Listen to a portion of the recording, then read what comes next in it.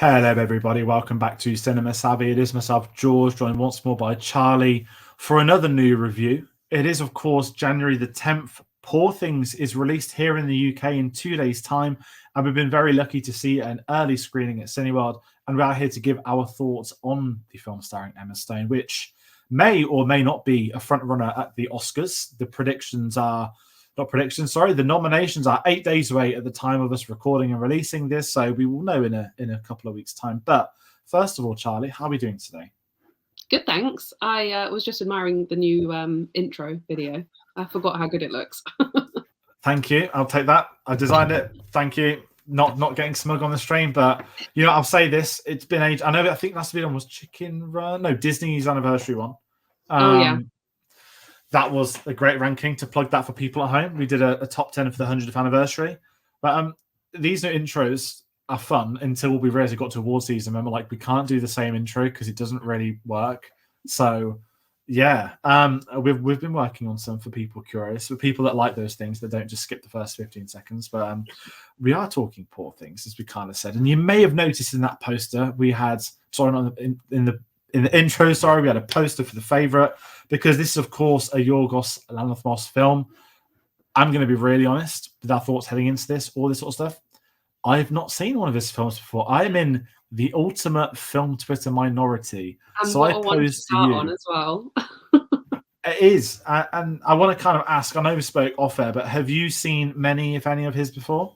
I've only seen The Favourite, and I quite famously hated it. So I was a little bit dubious about going to see Poor Things. But I need to see some of the others. But The Favourite put me off. Yeah.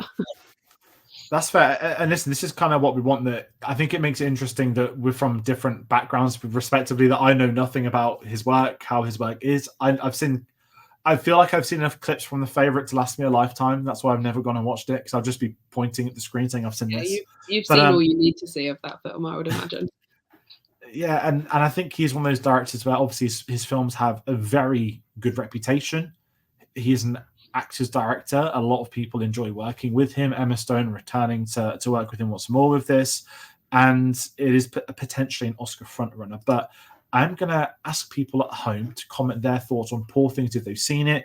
I believe this is already out in the States, so you may have seen it a few weeks ago. We do want to get your thoughts if you haven't, if you're watching it this weekend, if you're looking forward to seeing it. We're going to keep it spoiler-free. We're going to not go too in-depth on it, but there may be points where we talk about the story, which we might want to jump in and say, if you want to know nothing about the film, maybe at a certain point head out, because heading into this, I had not seen a single trailer. I had only seen the poster. I had been sent some PR stuff, like invites to, there's a exhibition on in London. There were screenings throughout December, but I thought I'm going to wait for the new year, because when it's Oscar season, I don't normally care about traveling down to watch stuff early, but I knew nothing heading into this. So to say this film was a surprise was an understatement. What did you know heading in? Because we will talk about it after. We'll go through the plot and stuff like that for people. But I'm curious what you might have knew before. Well, I didn't know a huge amount about the detail of it. I knew that there was a huge hype around it, mostly off the back of the London Film Festival, because they had the contrasting early morning screenings for press where you had to choose between Poor Things and Chicken Run, Dawn of the Nugget. And I went for the latter because that was the one I was more excited about. So I knew that there was a huge hype. I knew that it's definitely turning into a film that's got a bit of a cult following, a lot of people really connecting with it. And with it being a Yorgos film, I kind of knew what to expect sort of visually. And I suppose I knew as much as that it was kind of a Frankenstein story, that kind of like play on the sort of old fairy tale.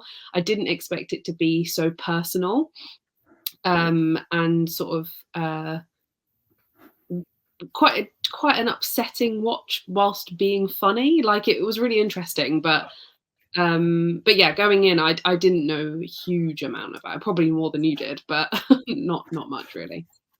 Yeah, and we'll talk about that, because I think there's going to be controversial stuff. I've probably got a sweeping statement or two to make in this that might go down not so well with like people really into film, but I'll talk about the story first. So we'll just go off the IMDb plot for anyone curious. Again, we're not going to go into spoilers or anything bad, but if you're not aware of the story, if you're wondering what's this film people really hyping up online, it's been getting nominations and a lot of other things, is the incredible tale about the fantastical evolution of Bella Baxter, a young woman brought back to life by the brilliant and unorthodox scientist Dr. Godwin Baxter, played, of course, by Willem Dafoe. And Emma Stone in the lead role, also starring Mark Ruffalo, Christopher Abbott, Rami Youssef, and Jared Carmichael. I am also, this is weird doing this because we haven't really planned this as such. We know what we want to talk about. I'm going to give my initial thoughts because me and you were WhatsApping after. I had a very weird experience watching this film, and I think it's best to start with this before we get into things. I mentioned I didn't know what to expect. When I say this film contains some of the most bizarre scenery, people, moments you might ever see in a film, I get that. There's uncomfortable stuff in this, very uncomfortable scenes that I say endorse. I endorse the sense that it's uncomfortable. That's the endorsement of that scene. There's really funny scenes, and I'm wondering, why am I laughing at something so horrific behind the scenes that I'm criticizing? My head was all over the place. You said you were going to sleep on it. I wasn't sure what to make of it. And here we are today, after talking about it and trying to sort of, it's hard to talk about this film without talking about the characters. I want to kickstart Emma Stone in the lead role. She's incredible in this film. Her performance from the opening scene through to the final moments, this is very much her film. Can I sit here and say it is the best Emma Stone performance? I probably need to rewatch La La Land, and I've never said that before in my life. I'm a big fan of Emma Stone, and what really surprised me was the writers Tony McNamara, who worked on The Favourite, which you mentioned earlier. He then worked on Cruella with her and has adapted this as well, which I thought was very interesting. That she's carrying over the writer. Again, I think she's a phenomenal actress, and I do think she is potentially a front runner for Best Actress. She's won the Golden Globe earlier this week. It's a really tricky film because if you can get behind the character, her story, then I think the film's going to work for you. I think the film works for me at the moment. There's some things that I find very uncomfortable, and it's intentionally uncomfortable in the opening half. But by the time you get to the end of the film, it has somewhat come full circle, and I can understand the logic of the first half a bit more, but there is things I'm always going to be very uncomfortable watching and talking about. I kind of don't want to say what it is. I don't know what you not to, because I think what triggers that is quite a big plot point. So it's probably best to sort of avoid spoilers if we can, because I think what makes it such an interesting experience for both of us going to see it was how little we knew about it. Right? If we knew everything about it, maybe it wouldn't have come across as quite as shocking or eye-opening as it did. Yeah, I think that's very well said, and I think that's where I'm sort of levitating with the performances, because the one thing I noticed coming out of the film sort of straight away is not only do I think it's one of Emma Stone's best roles, it's a 2-hour-20 runtime. That I didn't know. At times, I think it dragged, and I know we're in this modern day criticism of long runtimes. To me, a film's runtime is the question: how long is a piece of string? It is to the story that's being told and how they're telling it. And I think by the end of the film, I'm fully with it, and it's quite endearing looking back. It's maybe not something I want to rewatch. Maybe not this time of year. There's so many other Oscar films and whatnot, but I can't help but think as a character piece, it's incredibly fascinating, and there's some really good, powerful stuff in here. And I think it's the performances carrying it more so than the screenplay. And that's where I'm kind of going with that with respect to Emma Stone's character, that I think she's great in this. And I think if you had the wrong actress in this lead role, the film won't work. The film's dead on arrival. Yeah. It'd be something else. You get the wrong director, potentially. Again, this is the first thing I've seen from his. There is a style to it that this is the kind of film that anyone can direct. This feels as if Yorgos has wanted to make this film. He is in on it, and it is very much his film. Now, I'm not going to sit here and waffle about cinematography. I'm very aware of the fisheye cameras that he's used in other films that's spoken about. Got to witness it in this for the first time. And obviously, for better or worse, it's however people want to look at that framing. Even direction from black and white on 4:3 to color and widescreen. The film covers a lot of these variables, but I kind of want to ask your thoughts on those before I talk about a couple of other cast members, because The direction, I think, is superb. And the one thing I'll give it massively is it feels like these kinds of films are not for everybody. This is not the type of film that I could ever imagine the general audience clicking with, let alone watching it. Maybe some would and feel inspired, but this is very much a film I feel made for not people within the industry. That's really sort of disrespectful, but people who are aware, people who are aware of his films, and I think there's an interesting thing with his films in that he is an auteur filmmaker, which and that kind of style of direction is sort of phasing out. It's becoming quite old-fashioned to have this like one unique style. He's almost Burton if all Burton films were in 18. He's kind of like that slightly edgier, slightly grimier version of what Tim Burton used to do. But even he has stepped away from being who he used to be as a filmmaker. And I think what he's still doing with his films is managing to hold on to, this is my style, these are the films I want to make, and this is how I'm going to make it. If you like it, great. If you don't like it, I don't care. Like that's the kind of impression I get from him as a filmmaker. The fisheye lenses I could really do without. I find them so distracting. I find it so unnecessary. It's like I don't even entirely know why he does it. Like I was trying to pick up, because I know he did it all the way through The Favourite as well. And I whilst watching Poor Things, I was like, okay, I'm going to make note of when he's choosing to do this and why. What is that what is that a storytelling tool? And I was just like, there isn't even any continuity in between when he's using this. It's just almost like we've had too long a take. Let's whack a fisheye in the middle of it. I don't know. I find it so distracting. But I loved the transition of black and white to color. I thought that was really clever, because all of a sudden it was like we're being told her story, but then it changes to color and it's now she's telling us her story. And I think that's really clever. It's like all of a sudden she's seeing the world through a really different perspective, and her life suddenly has excitement and color and fun to it. I think there's just so much to unpack. There's so much to unpack with this film.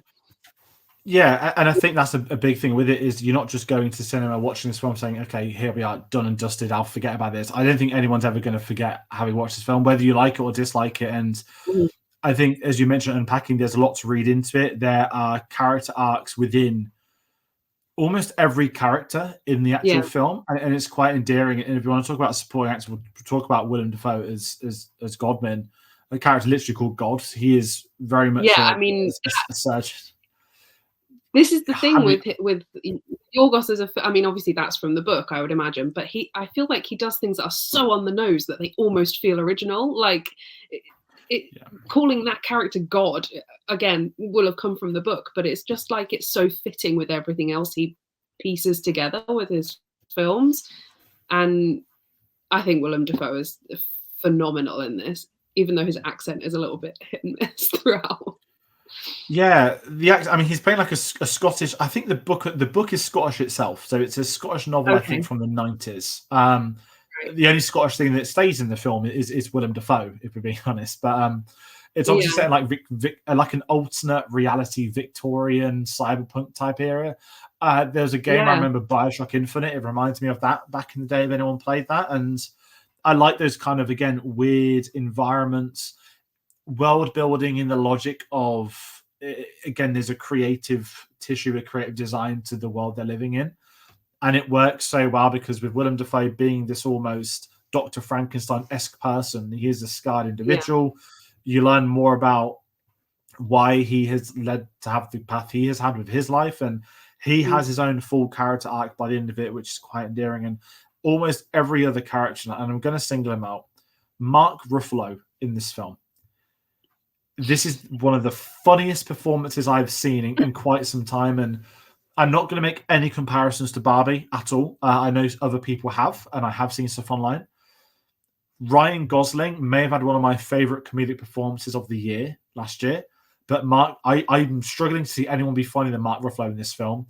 His line delivery, his accents, his arrogance. I'm not slating Marvel or anything, but it's so not nice to see him outside of Marvel because it's really unfair because he does a lot. But I don't think Mark Ruffalo was ever typecast outside of Marvel as he plays these. Think of Zodiac, this calm, quiet. I've never seen him in a role like this, and he is just sensational. I loved him. I kept laughing at his. I shouldn't find him funny, but I did. But he's in on the joke, and this is where I'm making them Ryan Gosling comparisons. That if Ryan's getting nominated throughout all of this year, really, Ruffalo is. And I know that Willem Dafoe's picked up nominations, and he has far more of a story arc and a story than Mark Ruffalo, but supporting performance, I can't look past Ryan Ruffalo. He's one of the characters that he's so dastardly British evil that you just love him, and he's a terrible, terrible person in it. But I can't help but want him back on the screen. And even as the film progresses, there's like a moment at the end where he like comes back for us, and it's just his comical timing. I think is sensational. And again, with Ruffalo, he's been reunited with Robert Downey Jr. throughout the award season as well, which has been great to see him back together. But I want to get your thoughts on him as well, because I feel like he's one of the people everyone's spoken about since. Yeah, but then we've just had the SAG Award nominations today, and his name's nowhere to be seen. It's such a shame to see him missed out on that one. I mean, I would definitely have nominated him over Willem Dafoe. I think Dafoe was brilliant in it, but Mark Ruffalo steals. To be able to steal the spotlight from Emma Stone, who is giving the performance of her life in this film, is just incredible. And to be able to do that through comedy is just such a talent. Like I'm gutted he's not nominated, but I think he's brilliant in it. I would really love to know how much of it is ad-libbed and improvised, because I think there definitely were moments where they were just so perfectly bouncing off each other, him and Emma Stone, in some of those scenes, that I almost think he must have been given a bit of freedom with that, and there's definitely some moments where I don't really do comedy, but there were some moments where I was really belly laughing at him, because I just think he was phenomenal. And I think the rest of the supporting cast were great as well. I loved seeing, God, correct me if I get her name wrong, but Catherine Hunter, I think is her name. She's the one in so many things. She's an incredible performer, contortionist and Shakespearean actress, and just amazing to see her pop up for a small part in it. I think she was brilliant. And I just think the cast, phenomenal, all of them.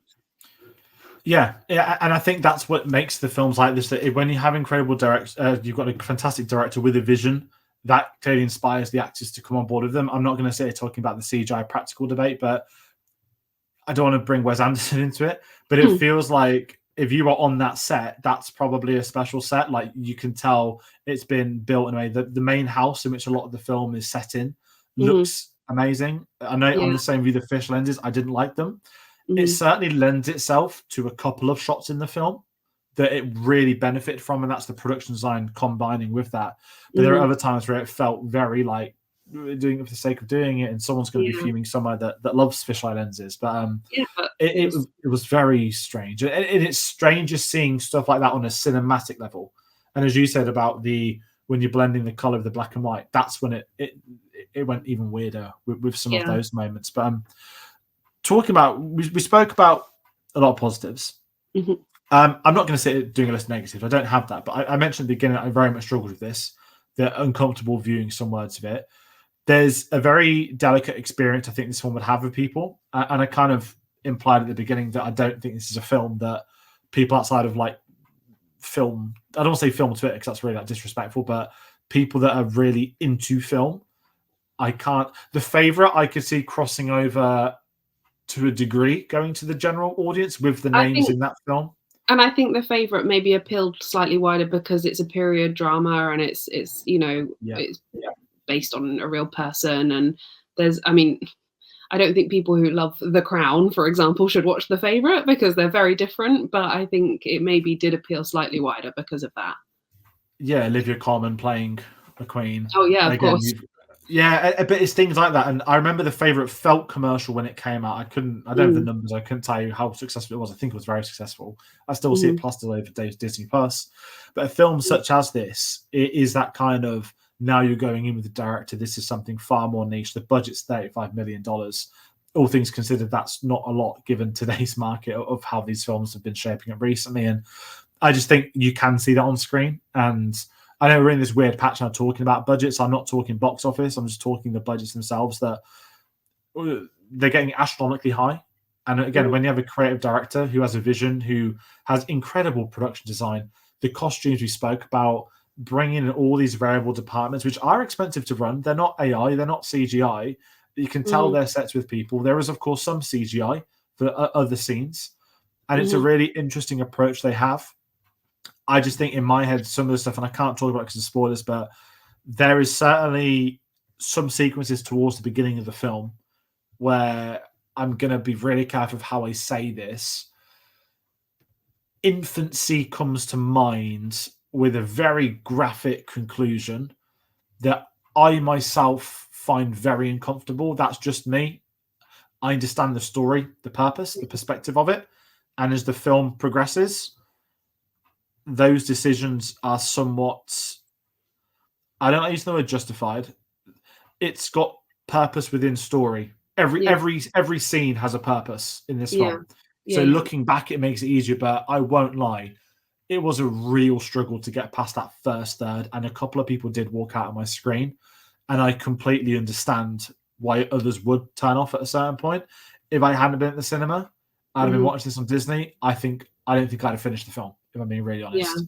And that's of how strong that third is. And that's something is like not a precursor or a warning as such, but if other people felt like that, it's completely understandable. And we mentioned about not being on the SAGs today as well. I wonder if stuff, I mean, it's just had an Unreal Golden Globe, a load of wins. Then nothing off the SAGs. And SAGs are a really good precedent normally for the acting awards. Well, it's picked up a few. It's just Ruffalo's not on there. So it wasn't for ensemble as well for best. Yeah, is it best film they do, but they classify it as ensemble, or it's missed out on one of the big ones. Performance by an ensemble in a motion picture. It's not in there. There's a weird selection of people on there, to be honest, this time, but that's for another video. Yeah. No, of course, but it's an interesting one still with it, and I just think, I mean, what were your thoughts? Again, it's tricky talking about experiences, and what I'll say as well, like, as obviously I've said before, and not making comparisons to Barbie, but the film is certainly more tailored, I think, to the experience of what it is like to be a woman. Very different to Barbie. I'm just getting out of the way. It's not the same as Barbie because people saying it's really not. Couldn't be further apart. But there are certain things that I can look at from a perspective as a guy and be like, I know how awful some men are, and this film does a great job at exploiting how terrible some people are. Again, Mark Ruffalo's character singing his praises, he's incredible in the film, but he is the most 19th century twirling mustache British evil person you can be. But then you get other characters that come into the film, some toward the end, who are just downright despicable and awful. And you know that people have experienced lives such as that. Yeah, and I think he heavily focuses on the entitlement of men, but from a female perspective, which is incredible for a male director to be able to do that. You know, I think he picks up on the tropes of what it is to be a woman, whilst not forgetting that the reason that women struggled so much in those days and still struggle now is because of the actions of men. And I think that is, hats off to him for making that sort of like the spotlight of the film. I think the thing is, I came out of it and I thought, I'm never going to watch that film again. But the more I've sat on it, I've gone, I feel like I need to watch it again. Now I know what the plot is. I feel like I would pick up on like a million other things. I won't go and see it again at the cinema. I just don't think I'm going to have time during award season. But I think it might be one that really grows on me as time goes on. And I find myself feeling almost quite warm towards it. I don't know, when the SAG nominations were coming out today, and when it popped up occasionally, I was like, oh, I'm actually quite happy it's got nominated. And I think for me, the reason for that is how endearing I found Emma Stone's character. I was quite obsessed with her. When she was on screen, I was a bit found myself getting really sucked into the film because of her. And I don't know, I was hoping this conversation would help me come to a conclusion of how I felt about it, but I'm still a massive question mark. That's fair, but I think I'm kind of in that same boat as you. That I've spoke about some issues and uncomfortable, but I can't sit there and say no, it shouldn't have any nominations. It absolutely should. It should be film. This time of year awards season. I know some people hate it. Oh, it's just them thanking themselves. It's a bit more than that. It's about funding for future films. It's about directors that have stepped up, and it's getting that recognition from your peers. That's to me the purpose of award season, aside from the obvious. And I do think a film such as this should be rewarded. And even me saying that there's stuff I don't like that's maybe more provoking, I quite like that in a film. I'd rather have a film that's trying to tell a story, tell a message in such an abrupt way that it leaves people having a reaction towards it. The last thing you want is somebody doing something such as that and nobody cares, nobody reacts. Yeah. And I was like, yeah, okay, great, move on, next one, see you soon. And I think the film absolutely delivers with that. And I don't think a film such as this would work with a lot of other people. I still have not seen Yorgos' other films. I can't imagine many directors being able to do a film such as this without being completely different. I always use Interstellar as the benchmark for stuff like that, that Steven Spielberg's Interstellar was very different to what Christopher Nolan's Interstellar was. And films such as Poor Things, I think, demonstrate that. Again, I've not read the book, but I'd imagine the source material would be very different dependent on whoever is in charge. And the thing I really want to add and not spoke about is the soundtrack. The soundtrack is absolutely incredible. Composed by Jerskin Fendrix, which, not to sound ageist, you don't get this often with composers. They don't even have his age on IMDb or Wikipedia. They just know he was born in 1995. 28, 29-year-old composing this. An incredible soundtrack. It, again, carries the film with the performances. Do I think this is going to probably win Best Soundtrack? No, Ludwig Göransson. But this is a composer I'm excited to hear more from, and I'll be curious to know what other projects. And kind of sitting with that, again, I'm not doing an Oscar predictions video or anything at all like that, but I do expect to see this up for a lot of Oscars. I'd be very surprised if it won none. Really, I mean, I don't want. I said I'm not going to do prediction. I almost just said this is this versus Barbie for best costume, but I'd be incredibly shocked if this just wasn't around for award season. It absolutely should be around for award season.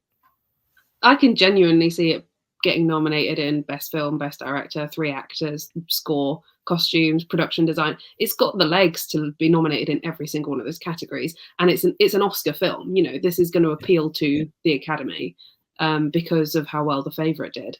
And I would not be surprised if Emma Stone bags this. I mean, Lily Gladstone is phenomenal in Killers of the Flower Moon, but Emma Stone's range that she has proved with this film, I really wouldn't be surprised if she takes it. Yeah, I'm with you. I feel like it's a straight shootout, isn't it? I think those two, for me at least, from what I've seen, are the two heavyweights.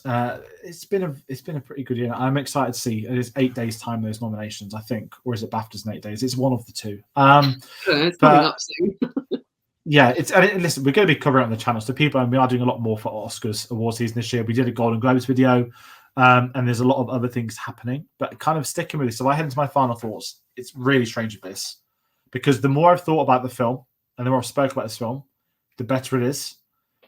But there's still things I'm just not sure about. There's things I'm glad I didn't tweet, which I told you before it live about what I thought when I first walked out. But I think it's a film that's going to grow on people. And if they can make it through to the end of it, it's certainly worth it alone for if you like comedic performances. There's some fantastic ones in this. But really, I know that Emma Stone is an A-lister by default, but I think this is comfortably one of her best films, if not her best film. And I think this will be one that people speak of with her for many years to come. Yeah, I mean, I came out of it and the first thing I messaged you was that was a lot, because I just couldn't even compartmentalize whether I thought that it was a good lot or a bad lot. It was just a lot.